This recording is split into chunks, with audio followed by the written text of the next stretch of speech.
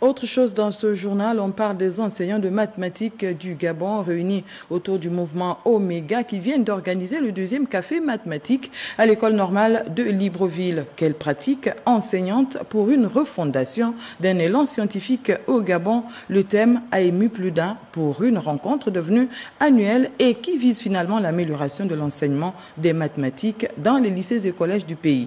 Les précisions de Rodolphe Mukambi Boma et Gérard Magnagna.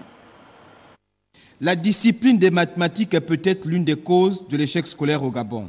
C'est autour de son enseignement que ces chargés de cours et inspecteurs pédagogiques réfléchissent aujourd'hui. Il s'agit pour nous de discuter aujourd'hui notamment sur la gestion d'une classe difficile, en particulier la classe à effectif pléthorique, la classe qui n'a pas eu de cours de maths une année ou bien 2 années auparavant, comment gérer une telle classe, le programme d'enseignement pédagogique et didactique, la gestion des évaluations, les types d'évaluation, quand et avec quelle fréquence évaluer, quel contenu pour nos évaluations, quelles compétences évaluer.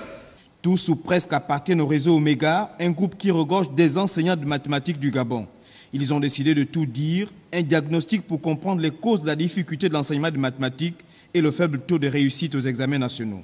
Et pour mieux comprendre, ils s'appuient sur les résultats du baccalauréat session 2018. Nous avons enregistré, alors tenez-vous bien, 4% de taux de réussite en A1,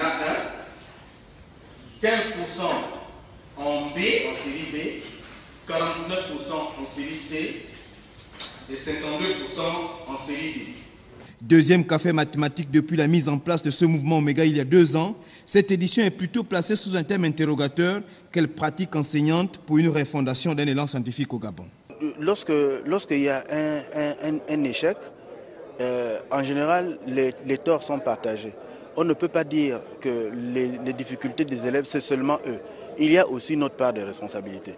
Donc nous questionnons cette part de responsabilité et essayons entre nous de trouver des solutions ensemble avec les enseignants, trouver des stratégies pour, n'est-ce pas, minimiser notre responsabilité.